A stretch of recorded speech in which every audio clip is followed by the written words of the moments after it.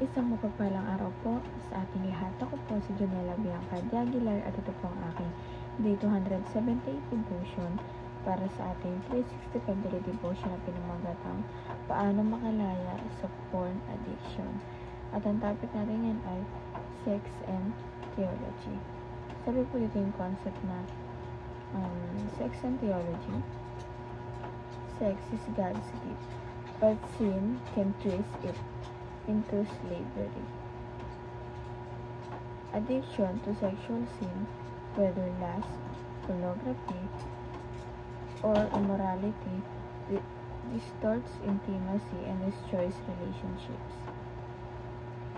Instead of reflecting God's covenant, it enslaves the body and mind. Leaving emptiness, true freedom comes only through Christ who redeems and restores our desires. At ang Bible verse natin may matagpuan sa 1 Corinthians chapter 6 verse 18, and it says, "Flee from sexual immorality. All other sins a person commits are outside the body, but whoever sins sexually sins against their own body." Sa Tagalog po, umiwas kayo sa pakikiapid. Bawat kasalanang maaaring gawin ng tao ay nasa labas ng katawan.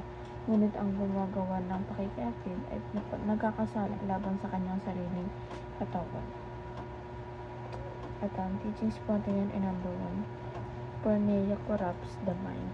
Ito po, yung porneia po kasi talagang parang sinisira niya yung utak mo, kinukorrupt niya na parang gusto niya na ma-addict ka sa ganun. Tuturuan niya yung utak mo na gusto panoorin yung ganung bagay, gawin yung isang bagay na ganun. Kaya kailangan mong labanan. Kasi, kung hindi mo siya lalaban, kasi parang hindi mo kailangan siyang gustuhin eh. Ang kailangan mo lang labanan siya para, kasi kinukurok mo yung utak mo eh. Diba? Ang hirap pag nagpasakop ka palalo, parang pag pinatagal mo pa, parang pag lalong pang pinakurap yung utak mo, talagang parang babalik, marululong ka na sa bagay ng ganun. And number 2 po, porneia enslaves the heart. Diba, kahit yung puso natin, diba, talagang, di ba yung puso natin yung unang tinitignan ng ating Panginoon. Agad yung tinitignan niya. Kaya, paano kung ganun yung, na-enslave yung puso natin sa, porneia. Diba, kaya marapat naman na, lahat natin gawin ng kahit anong paraan para makaiwas sa ganito. And number 3 po, porneia destroys the body. So, syempre, yung katawan natin talaga may destroy mo. Diba, kailangan natin ito i-preserve, diba? Na kailangan sa darating para Pasko natin bubuksan after marriage, hindi yung September, October pa lang bubuksan mo na. Kaya ganoon po, talagang damo yung buong katawan mo pag nagpasakop ka sa ganitong bagay, pag hindi mo siya nalabanan. And application naman po, paano tumakay sa ating buhay, break the chains of addiction. Number 1, flee from porneia at all. Kasi ito po, talagang layuan natin. Talagang iwasan natin lahat ng bagay gawin natin upang makaiwas lang sa ganito. Huwag natin i-ano sarili natin sa bagay na ito. Dahil alam natin bilang isang tao, mabilis lang tayo matukso na konting lang, matukso tayo agad. Yung kasing laman natin gusto mga ganong bagay, makamunding gawain. Pero syempre yung Santang Espiritu na naan sa buhay natin, ayaw na yun dahil against yun sa ating Panginoon. Kaya marapat talaga natin na labanan ito. And number 2 po, form an accountability group na accountability group na talagang magtutulungan kayo.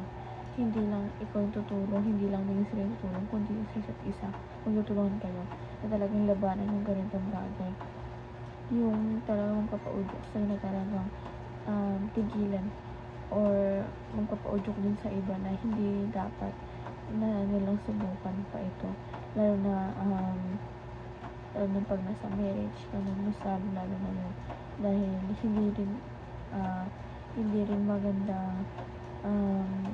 rin magandang pakinggan o makita na gano'n na parang yung isa sa inyo nakukurap yung utak sa pamilya. Kaya kailangan din ng accountability group, katulad ng D group sa church, mga pag-uusap-usap, diba, tungkol sa Biblia na parang nakakano yung utak natin. Doon na lang natin ipakurap yung utak natin sa Word of God. Diba? Yun na lang, narampasak pa rin yung puso natin, yung isip natin doon. Kaysa dito sa mga ganitong bagay. And number 3 po, fight through the cross of Christ. Ito po, kailangan labanan ito sa pamagitan ng pagdarasal, paghihingi ng guide sa ating Panginoon. Dahil kung tayo lang, hindi natin ito kaya. Talagang malululong tayo sa ganito. Talagang hindi natin ito mapipigilan dahil iba ang kapangyarihan ng ating Panginoon na paghihingi tayo ng guide sa Kanya, ng tulong sa Kanya. Talagang tulungan niya tayo laban dito. And yun lamang po ang aking devotion ngayong araw. Sana po natutunan kayo. At huwag mo rin nakalimutan na i-share sa ating mga mahal sa buhay. And God bless po sa ating lahat.